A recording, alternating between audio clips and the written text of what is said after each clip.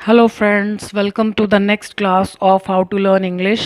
Adjectives को हम revise करने जा रहे हैं फाइंड आउट एरर्स की हेल्प से। So let us start. आप चाहें तो स्क्रीनशॉट लेकर पहले खुद कोशिश कर सकते हैं। So I am going to start with the answers. Your dress is tighter. तुम्हारी ड्रेस ज़्यादा टाइट है देन मी। मेरे से, मेरे मतलब मुझ व्यक्ति से नहीं, मेरी ड्रेस से ज़्यादा टाइट है। मी का मतलब तो मैं व्यक्ति, तो ड्रेस का कंपैरिजन व्यक्ति से कैसे हो सकता है। तुम्हारी ड्रेस ज़्यादा टाइट है मेरी ड्रेस से, तो माई ड्रेस। लेकिन हमें यहाँ पर रिपीट नहीं करना माई ड्रेस, तो हम केवल माइन लिखते हैं, MINE। माइन का मतलब होता है मेरा प्लस उसके बाद कोई व्यक्ति या वस्तु जिसका जिक्र सेंटेंस में ऑलरेडी हो चुका है। तो यहाँ पर ड्रेस की बात हो रही है, तो ड्रेस का कंपैरिजन ड्रेस से ही होगा। तो इसका आंसर है your dress is tighter than mine, MINE, mine. जैसे हम हिंदी में भी बोलते हैं तुम्हारी ड्रेस मेरी से ज़्यादा टाइट है। मेरी से मतलब मेरी ड्रेस से। Her language is more vulgar. Vulgar means फूहड़, अशिष्ट। So her language is more vulgar than yours. उसकी भाषा ज़्यादा खराब है दैन योर्स, तुम्हारी से। अब ये तो ठीक है कि हमने एस लगाया, लेकिन यहाँ अपोस्ट्रोफे कभी भी नहीं आता, और मैंने स्टूडेंट्स को ये मिस्टेक करते हुए बहुत बार देखा है। जैसे हम एप्लीकेशंस लिखते हैं, नीचे लिखते हैं योर्स सिंसियरली, योर्स फेथफुली, तो कुछ स्टूडेंट्स यहाँ पर ये अपोस्ट्रोफे लगा देते हैं। ये कभी भी नहीं आता, किसी भी सूरत में नहीं आता, कहीं भी नहीं आता। तो ये नहीं आना चाहिए, इसमें बस यही मिस्टेक है। वैसे तो ये पंक्चुएशन वाली एरर्स वाला नहीं है, बट ये एरर होती है, इसलिए मैंने ये बीच में ये एरर लिखा है। सो ये नहीं आना चाहिए। Our street is more narrower than theirs. हमारी गली ज़्यादा तंग है उनकी से। अब देयर्स में भी ये ठीक है, देयर के बाद जब एस लगता है तो इसका मतलब होता है देयर प्लस कोई चीज़ जिसका जिक्र ऑलरेडी हो चुका है, तो देयर्स मतलब देयर स्ट्रीट। अब इसमें मिस्टेक क्या है कि हमने डबल कंपैरेटिव कर दिया, मतलब इसके बाद ER भी लगा दिया और यहाँ पर मोर भी लगा दिया, जो कि पॉसिबल ही नहीं है। तो यहाँ पर मोर नहीं आना चाहिए क्योंकि हमने ER लगा रखा है। So their our street is narrower than theirs. His answer was more nasty, nasty means bad, than my. उसका आंसर ज़्यादा खराब था मेरे से। देन माई कभी अकेला नहीं आता, माई के बाद तो हमें लिखना पड़ेगा, बट हमें रिपीट करने की ज़रूरत नहीं है, तो हम लिखेंगे mine, then mine, MINE। This is roughest surface. Superlative degree से पहले हमेशा द आता है। This is the roughest surface.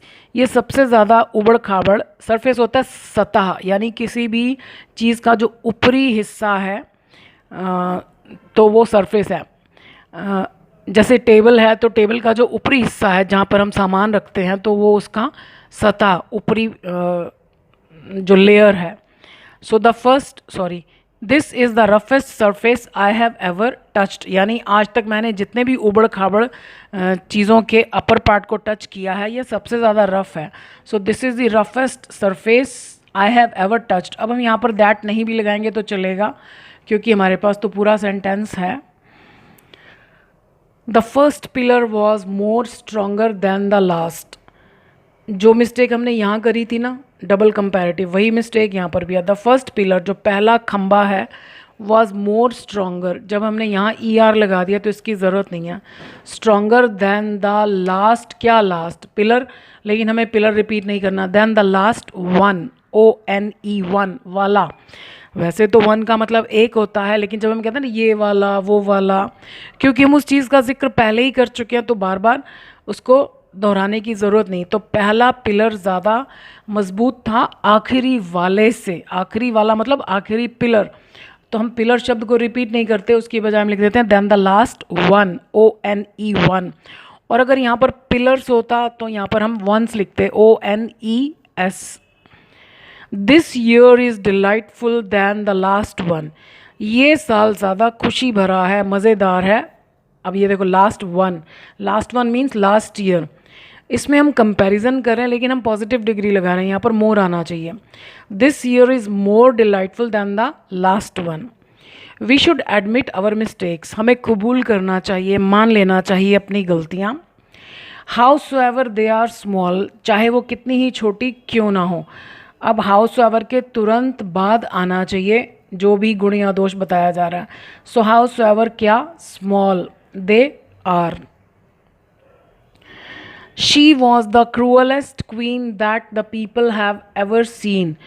वह थी सबसे ज़्यादा क्रूर, पत्थर दिल रानी जिसे कि लोगों ने कभी देखा था। अब ये पास्ट में है तो ये भी पास्ट में होना चाहिए, हैड आना चाहिए यहाँ पर। So she was the cruellest queen that the people had ever seen. उस जमाने के लोगों ने जिसे कि कभी देखा था जब क्वीन हुआ करती थी। So you are the most painstaking teacher. तुम सबसे ज़्यादा पेन्स टेकिंग टीचर हो, यानी मेहनती और दिल से काम करने वाले टीचर हो। That I have ever taught. अब मैंने थोड़ी ना पढ़ाया है, जिनसे कि मैं कभी पढ़ा हूँ। That I have ever been taught by. You are the most painstaking teacher that I have ever been taught by, यानी जिनके द्वारा मुझे कभी पढ़ाया गया है। The more you will speak the lesser the people will listen to you. जितना ज़्यादा तुम बोलोगे उतना ही कम लोग तुम्हें सुनेंगे। ये भी एक हकीकत है। आजकल आप कहेंगे मैं इंग्लिश की क्लास में साथ साथ कुछ और बोलती जा रही हूँ। मुझे लगता है ये चीज़ें भी बहुत ज़रूरी हैं। कभी कभी शायद हमारा ध्यान उन पर नहीं जाता है, तो इसलिए मैं कभी कभी बीच में बोल देती हूँ। मुझे नहीं पता whether you like this thing और नॉट, बट मुझे लगता है शायद किसी के काम आती होगी। Most of the people are not good listeners. शायद हम भी कभी कभी नहीं होते हैं। हर आदमी अपनी बात को कहने की जल्दी में है, दूसरे की बात कोई नहीं सुनना चाहता है। दूसरा बोलता भी है तो हम मन ही मन वेट कर रहे होते हैं कि ये कब अपनी बात ख़त्म करे और कब हम सुने। सुनने के लिए बहुत ताकत की ज़रूरत होती है। तो आई थिंक अच्छा लिसनर होना चाहिए। सामने वाले का भी मन हल्का होता है। मीन्स अच्छा लिसनर होकर we are giving respect to the other person. जो बोल रहा है हम उसको रिस्पेक्ट दे रहे हैं।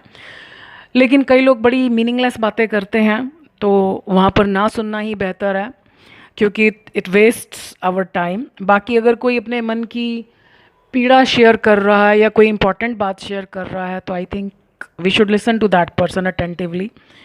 खैर, the more you will speak. अब इंग्लिश में ये रूल है कि दो तरफ फ्यूचर की बात हो भी रही हो तो दोनों तरफ फ्यूचर नहीं आता है। तो हम कैसे डिसाइड करें? अगर हम प्रेजेंट की बात कर रहे हैं तो जो काम पहले होगा, आई एम नॉट सेइंग जो पार्ट पहले लिखा जाएगा, आई एम सेइंग जो काम पहले होगा। कभी कभी ऐसा भी हो सकता है कि सेकंड पार्ट में वो काम लिखा गया जो पहले होगा। तो ये ध्यान रखिएगा कि जो काम पहले होगा उसमें पहला टेंस यानी सिंपल प्रेजेंट टेंस आएगा, और जो काम बाद में होगा उसमें तो फ्यूचर चलेगा ही चलेगा। तो पहले हम बोलेंगे ज़्यादा, तभी तो लोग हमारी तरफ ध्यान नहीं देंगे। तो ये काम पहले होगा तो इसमें सिंपल प्रेजेंट टेंस, भले ही वो हिंदी में फ्यूचर की तरह सुनने में आए, लेकिन हमको फ्यूचर इंग्लिश में नहीं लिखना। So the more you speak, जितना ज़्यादा तुम बोलोगे, the lesser the people will listen to you, उतना ही कम लोग तुम्हें सुनेंगे। सो यहाँ पर विल नहीं आना चाहिए। दिस इज़ द वैसे तो ये एक फैक्ट भी है कि जितना ज़्यादा हम बोलते हैं लोग उतना ही कम हमें सुनते हैं। हो सकता है हम एक पर्टिकुलर सिचुएशन की बात करें जहाँ हमें पता है किस तरह की ऑडियंस आने वाली है या बोलने वाला किस तरह की बातें करता है, तो विल भी चलेगा। This is the largest house that I have ever lived. ये सबसे बड़ा मकान है जिसमें मैं गायब है, इसमें जिसमें कि मैं कभी रहा हूँ। That I have ever lived in. This is the largest house that I have ever lived in. So I hope adjectives आपको क्लियर हो चुके होंगे। सो आगे फिर हम अब फाइंड आउट एरर्स करेंगे, लेकिन अब एडजेक्टिव्स में तो हमने बहुत सारी कर ली।